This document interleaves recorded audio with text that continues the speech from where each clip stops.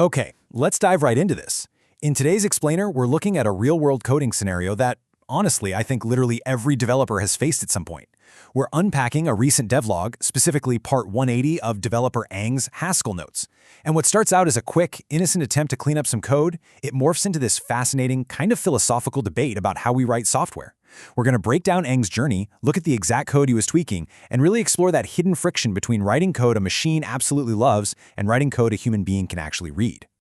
To set the stage, I want to just put Ang's final takeaway right up front. He concluded, "It is only beneficial if you are comfortable with point freestyle coding." So right away, you see the central conflict here, right? On one side, we have this drive as developers to write clever, perfectly idiomatic, mathematically elegant code. But on the other side, the absolute, unavoidable necessity of maintaining human readability. Let's trace back and see exactly how he hit this realization. Well, the setup here is something we can all relate to for sure. Ang was actually in the middle of modifying an input text file, totally different task, when he just happened to stumble onto Hlint. If you're not familiar, Hlint is a super popular tool for checking Haskell code against community-style guidelines. He ran it, saw a bunch of refactoring opportunities, and you know exactly what happened next. He completely derailed his actual work to go play with this new tool. It is the ultimate developer rabbit hole. You find a shiny new toy that promises flawless code, and boom, your main project is on pause for 3 hours. And this brings us to the first major roadblock in his journey. The expectation when you use a linter like this is that it's going to be completely seamless, right? You hook it up to a package like apply-refact, let it sweep through your code base, and magically apply all the fixes. But reality had a completely different plan. Ang found out that apply-refact didn't actually support the compiler version he was on, GHC 9.110x, or his specific stack long-term support version. So, automatic refactoring, completely off the table. That meant he had to go through every single suggestion Hlint threw at him and resolve it entirely by hand. Since he had to do this manually anyway, it gives us a great excuse to look over his shoulder. Let's actually look at the code. We're zooming in on the very first refactoring item Hlint served up. We're inside his project, specifically in the file src/access-to-ebooks/converter.hs. Down on line 143, Hlint flagged a piece of code, and it offered a suggestion that, on the surface, looks incredibly simple, but as you'll see, it actually carries a ton of weight. Now this visual is really interesting. Look at the before snippet. We've got a standard lambda function. It takes a tuple with two distinct variables, s and d, and explicitly packs them into text using t.packS and t.packd. It's super explicit. You can clearly see the variables and what's happening to them. But then look at Hlint's suggested after snippet, Data.Bifunctor.bimap t.pack. The variables s and d, poof, they are completely gone. The whole structure is shifted to use the specialized bimap function. It's definitely shorter, no doubt about it, but it demands a totally different way of parsing the logic in your head. So the really crucial point to remember here is that fundamentally the program's behavior hasn't changed one bit. Both versions do the exact same thing. The program takes a paired data structure, a tuple, and converts both elements inside it into text.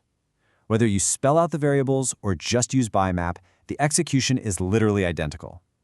So if the end result is exactly the same, why on earth is Hlint so incredibly adamant about making this specific change? Well, Hlint isn't just making blind guesses. It actually builds a really solid objective case for doing this. According to Ang's notes, the tool pointed out 3 big wins. First, it cuts down on boilerplate, so fewer characters to type, no redundant variable names cluttering up your screen. Second, and this is huge in Haskell, it increases laziness.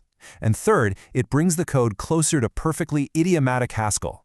Basically, it's formatting the code exactly how the creators of the language meant for it to be written. Actually, let's pause on that second point for a second, because laziness is such a defining feature of Haskell. As you probably know, laziness just means the program evaluates data only when the system strictly needs it, instead of computing everything up front. Hlint specifically noted that swapping over to bimap increases laziness here. From a pure architectural perspective, evaluating only when needed is a massive performance win. It makes the whole program more efficient, the compiler is thrilled, the machine is happy. But what about the developer? And right here is where we hit that philosophical trade-off. Put yourself in Ang's shoes. You've got this tool telling you, hey, this new format is shorter, faster, and perfectly proper.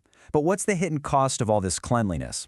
Because at the end of the day, software isn't just read by compilers, it's read by humans. Specifically, it's read by you, 6 months from now, at 2 a.m., desperately trying to figure out what you built. When you strip out those explicit variables to save space, you're actively removing the context clues that our human brains rely on to quickly understand what's going on. Which brings us full circle to Eng's warning about point-free style coding. Point-free simply means writing a function without explicitly naming its arguments. You're dropping the points, or the variables, which is exactly what happened when S and D disappeared in our bimap example. Eng realized that this structural shift is only a net positive if you are already deeply, entirely comfortable reading point-free code. If you, or maybe your teammates, aren't used to this highly mathematical style, this so-called improvement could actually destroy the readability of your codebase. So, I want to leave you with this to ponder. Is writing perfectly idiomatic, point-free Haskell actually worth the cost of readability? Eng's whole devlog perfectly highlights that cleaner doesn't always automatically mean better. Sometimes leaving in a tiny bit of boilerplate, actually writing out those variables, acts as a crucial anchor for the human mind, even if a tool is yelling at you that it's redundant. So the next time your linter suggests a sleeker approach, just take a sec and ask yourself, who are you actually writing this code for? The compiler or the poor human who has to maintain it tomorrow? Thanks for hanging out with me for this explainer. Until next time,